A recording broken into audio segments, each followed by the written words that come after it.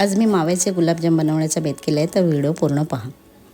एका भांड्यामध्ये मावा घेतलेला आहे पाव किलो, त्याच्यामध्ये वाटीभर मैदा घेतलेला आहे, ते चांगलं मळून घेतलेलं आहे। पूर्ण सगळं मिश्रण करून घेतलेलं आहे, एकदम एकजीव करून।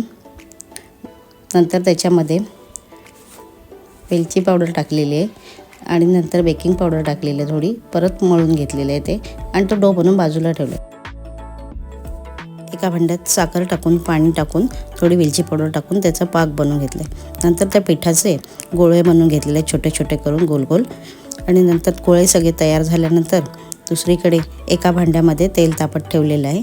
तेलामध्ये ते गोळे सगळे सोडलेले आहेत, त्यांना कलर येईपर्यंत ते तळून घेऊया।